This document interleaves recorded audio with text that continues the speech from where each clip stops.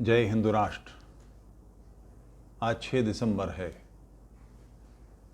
6 दिसंबर अर्थात राष्ट्र की चिति ने हुंकार भरी जिस दिन सदियों से हमारे माथे पर दास्ता की जो मोहरें लगाई गई थीं, उनमें से एक हमने मोहर तोड़ दी, अपने माथा ऊंचा किया। बाबरी मस्जिद, जिसे कुछ कमज़ोर और कायर नेतृत्व ने विवादित ढांचा कहा, वो विवादित ढांचा नहीं था, वो बाबरी मस्जिद थी जो निर्विवाद रूप से हमें अपमानित करने के लिए बनाई गई थी। हमने उसे उखाड़ फेंका। जो नेतृत्व था वो नहीं चाहता था ये उखड़े।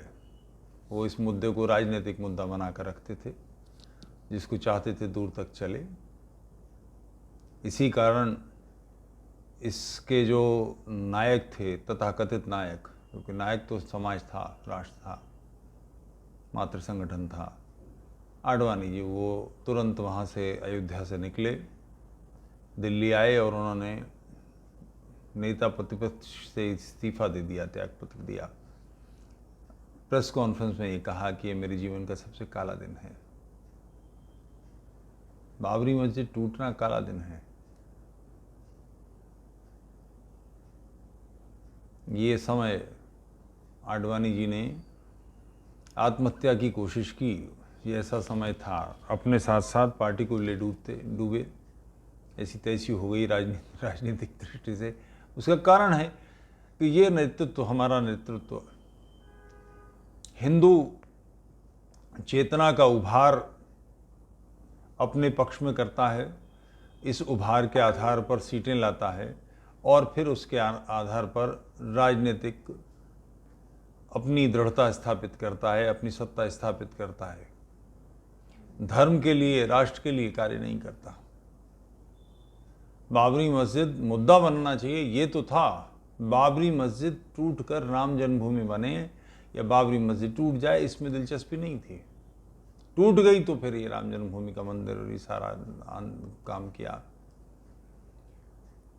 इसी तरह का एक फिर से, क्योंकि 1952 से लेकर आज तक जनसंघ और उस पहले और अब वर्तमान में भारतीय जनता पार्टी का चुनावी इतिहास, मैनिफेस्टो देख लीजिए, आप पाएंगे कि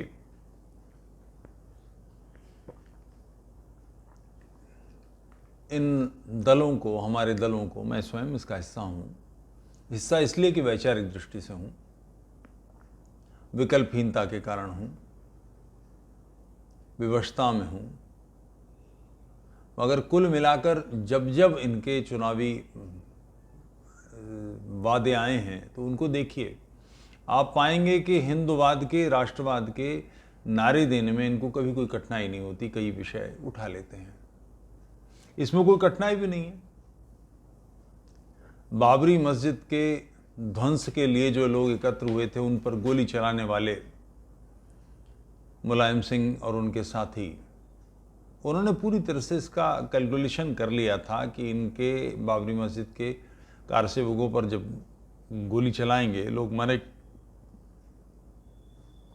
तो उसके परिणाम स्वरूप उनके कौन लोग, कितने मुसलमान वोट उनके पक्ष में आएंगे। यादव कुछ वोट उनके पास हैं, कुछ मुसलमान जुड़ जाएंगे, इससे एक रचना बनेगी। इसी तरह की रचनाएं मायावती जी तैयार करती हैं। कभी वो ब्राह्मणों को लेकर और जाटों को लेकर एक योजना बनाती हैं। कई बार वो तिलक तराजू और तलवार में उनको मारो जूते चार, इस किस्म की बातें करती हैं। कई बार इस्लामियों को अपने साथ लेने की कोशिश करती हैं। कांग्रेस पहले करती थी, पिछड़ों को लेकर, दलितों को लेकर, मुसलमानों को लेकर, फलानों को लेकर। ये राजनीति के जनतंत्र में इस तरह की राजनीति है तो जनतंत्र के लिए खराब, मगर ये सामान्य रूप से होती है, ऐसा किया ही जाता है। इसी तरह से भाजपा हिंदूवाद की राजनीति करती है, तो हिंदूवाद के पक्ष में काम करती है, ये नहीं कह रहा हूँ। हिंदूवाद के आधार पर अपने लिए लोगों को, अपने लिए वोटों को इकट्ठा करती है। अब चुनाव आ रहे हैं, मतांतरण विरोधी बिल लाने की बात उठ रही है। इसमें कुछ गंभीरता है, ये केवल चुनावी मुद्दा है? इसकी छान फटक करने के लिए आज आपके सामने उपस्थित हूं। मतांतरण विरोधी बिल है क्या? कि कोई छल बल से मतांतरण किया जाएगा, धन देकर मतांतरण किया जाएगा, दबाव देकर मतांतरण किया जाएगा, तो सरकार इस पर कुछ कानून बनाकर लाएगी और ऐसे लोगों को दंडित करेगी। 7 प्रांतों में, सबसे पहले शायद ये उड़ीसा में, हाँ उड़ीसा में आया था। बहुत लंबे समय से उड़ीसा में धर्मांतरण विरोधी, मतांतरण विरोधी कानून काम कर रहा है और अन्य 6 प्रांतों में है। तो जिन 7 प्रांतों में मतांतरण विरोधी कानून है, वहां मतांतरण रुका। बड़े पैमाने पर ईसाई करण उड़ीसा का हुआ है। नॉर्थ ईस्ट की जो 7 प्रोविंसेस हैं, असम, त्रिपुरा, मेघालय, नागालैंड, मिजोरम इत्यादि, इन सब की क्या स्थिति है? मतांतरण रुका। इस्लामी मतांतरण जहाँ जहाँ संभव है, इस्लामी मतांतरण अब पूरी तरह से आंधी की तरह, जैसे पहले तलवार के साए में होता था, वैसा नहीं होता है, मगर होता है। क्या ये रुका? जिन लोगों ने मत बदला है, जो हिंदू से ईसाई हो गए या मुसलमान हो गए, जिनको धन दिया गया, जिनके बच्चों को स्कूल में पढ़ने के लिए, हाँ बड़ा टूल है इस्लामी ईसाई मतांतरण करने वालों का बड़ा टूल विद्यालय है। सारे भारत में महत्वपूर्ण जगहों पर इनके विद्यालय हैं। वनवासी क्षेत्रों में भी हैं, नगरों में भी हैं। किसी हिल स्टेशन पे चले जाइए, आपको चर्च के स्कूल मिलेंगे। सेंट स्टीवेंस में, जिसमें राहुल गांधी पढ़े हैं, उनको एडमिशन भी चर्च के कोटे में, यानी ईसाई कोटे में मिला है। कैसे? राहुल विंसी नाम है उनका। वो राहुल गांधी नहीं है, वहाँ ईसाई कोटे में उनको मिला। तो सेंट स्टीवेंस में अगर एडमिशन मिलेगा, या बड़े बड़े ईसाई स्कूलों में जहाँ अंग्रेजी बोलते बच्चे दिखाई देते हैं, कोट पहने टाई पहने बच्चे दिखाई देते हैं, एक सामान्य व्यक्ति, रिक्शा चलाने वाला, एक लेबर का काम करने वाला, एक झुग्गी बस्ती में रहने वाला निर्धन हिंदू, साधनहीन हिंदू, उसको लगता है कि उसके बच्चे को अच्छा भविष्य मिल सकता है। वो बीमार है तो उसकी किसी ईसाई चिकित्सालय में चिकित्सा हो जाएगी, निःशुल्क चिकित्सा हो जाएगी। चिकित्सा, शिक्षा, ये बहुत बड़े व्यापार हैं।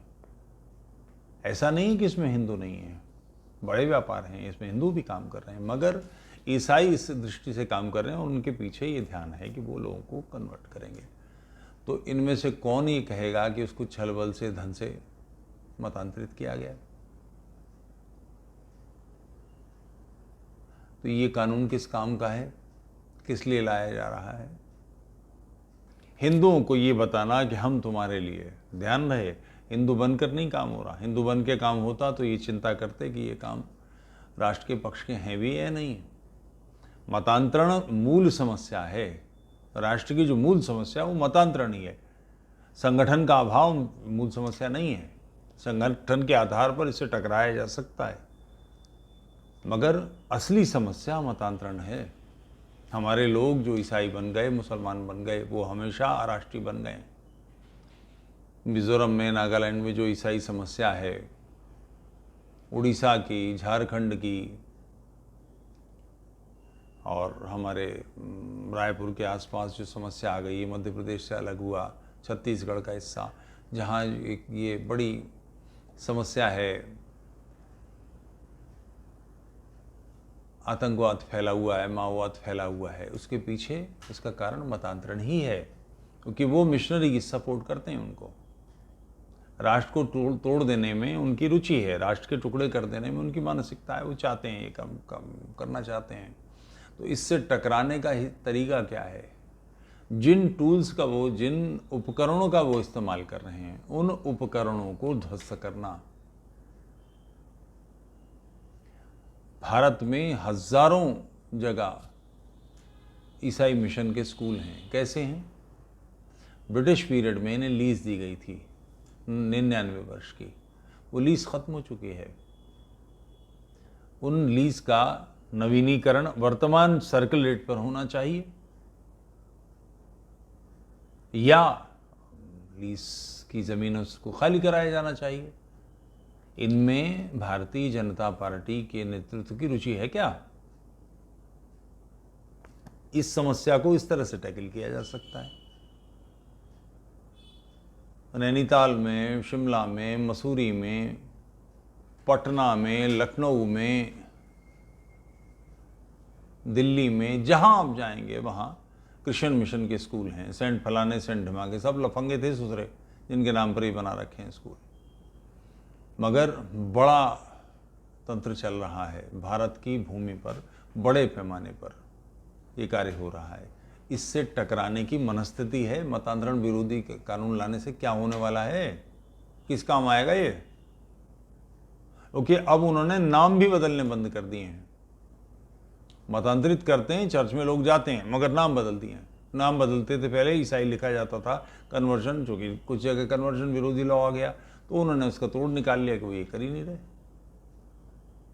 मुद्दा उनके उन स्थानों को ध्वस्त करना है जहां से मतांतरण होता है। वो चर्चेज हैं, वो उनके मिशन के स्कूल हैं, उनके हॉस्पिटल्स हैं मिशन के। इनकी भूमि सारी की सारी लीज पर है। सर्किल रेट पर रजिस्ट्री कराओ, नहीं तो लीज रिन्यू करो, अन्यथा लीज समाप्त हो चुकी है, इन्हें कब्जे इनके खाली कराओ। मगर इसको करने के लिए तो कलेजा चाहिए ना फौलाद का। फौलाद का कलेजा कहाँ है? वो तो पिलपिले हैं। मेरी बात ठीक नहीं लग रही होगी, मगर आप मुझे बताएं कि बाबरी मस्जिद गिरने के बाद जो नेतृत्व था हक्का बक्का रह गया। मैं प्रत्यक्षदर्शी हूं, मैं वहां था। एक मकान की छत पर मंच बनाएगा तो वहां से भाषण हो रहे थे। जब लोगों ने हंगामा हुआ और लोग बाबरी मस्जिद की तरफ दौड़े, चढ़ बैठे, उसको खोदने लगे, तो ये सारे लोग शपथ दिला रहे थे, आपको भगवान नाम की शपथ नीचे उतर आई है, आपको सीता माता की शपथ नीचे उतर आई है, फलाने की शपथ नीचे उतर आई है, सारा आग्रह कर रहे थे। कार्यकर्ता वो हमारे ही थे, संघ के कार्यकर्ता थे। इसका यश लेने से इनकार कर दिया। यश किसने लिया? जिसका कुछ लेना देना नहीं था, शिवसेना के बाल ठाकरे ने। उनका अगर इसका कोई यश नहीं लेता तो मैं कहता हूं कि ये सैनिकों ने किया। शिवसेना, वहां एक शिवसेना का एक भी आदमी नहीं था, वो शुद्ध हमारे लोग थे, यानी संघ के लोग थे, भाजपा के कार्यकर्ता थे, विश्व हिंदू परिषद के कार्यकर्ता थे, बजरंग दल के लोग थे। और नेतृत्व क्या कर रहा था? नेतृत्व चाह रहा था कि ये मुद्दा जागृत रहे, अगला चुनाव आ रहा है। वो स्थिति आज है। मतांतरण जिन केंद्रों से हो रहा है, जो उनके किले हैं, जो भारत माता की छाती पर घाव हैं, उन संरचनाओं को नष्ट करेंगे कि नहीं हम?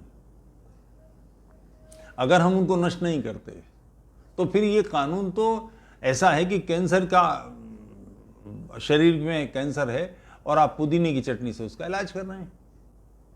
पुदीने की चटनी से इलाज होने वाला है? इसका ध्यान करें और समाज को ये दबाव देना चाहिए। हमारे जो एमएलए हैं, हमारे एमपी हैं, जिनसे हम संपर्क में हैं, जो हमारे क्षेत्र में हैं, हमारी पहुंच में हैं, हफ्ते में एक दिन वो हमारे क्षेत्र में बैठते हैं, रविवार, शनिवार रविवार को, उन्हें जाके पकड़िए कि आप मतांतरण विरोधी कानून कर रहे हो। इन लोगों की लीज जो खत्म हो चुकी है, इन्हें पकड़ते क्यों नहीं? लीज रिन्यू करें। इनके बस का नहीं है लीज रिन्यू करना। कैनॉट पैलेस के बिल्कुल बगल में जहां चर्च बने बड़े बड़े, इनकी लीज रिन्यू करने के लिए जितने पैसे चाहिए, जो वहां सर्कल रेट है, किसके बस का है? नहीं है तो छीनो। यहां अस्पताल क्यों नहीं बनना चाहिए? जैसे कुछ कमबख्त राम जन्मभूमि की जगह पर कह रहे थे कि यहाँ ये बना देना चाहिए, विद्यालय बना देना चाहिए, अस्पताल बना देना चाहिए। यहाँ क्यों नहीं बनना चाहिए? इन चर्चों से क्या हो रहा है? धरती हमारी, पैसा हमारा, और ये हम ही लोगों को कन्वर्ट करने में, अल्पसंख्यक बहुसंख्यक को कन्वर्ट करने में लगे हुए हैं। यहां अस्पताल क्यों नहीं बने? बहुत बड़ी बड़ी लैंड है इनके पास, इसकी व्यवस्था होनी चाहिए, कार्य होना चाहिए। वो करने की जगह हिंदुओं को एक लॉलीपॉप थमा दिया, लॉलीपॉप से पेट नहीं भरता। झुंझुने से बच्चा रोना बंद कर देता है, मगर उसे दूध तो चाहिए। तो राष्ट्र के लिए जो कार्य करने का है वो ये है कि इनके जो केंद्र हैं जहां से ये सब हो रहा है, इनको ध्वस्त किया जाए। और ध्वस्त करने का सीधा सीधा बहुत सामान्य सा मामला है।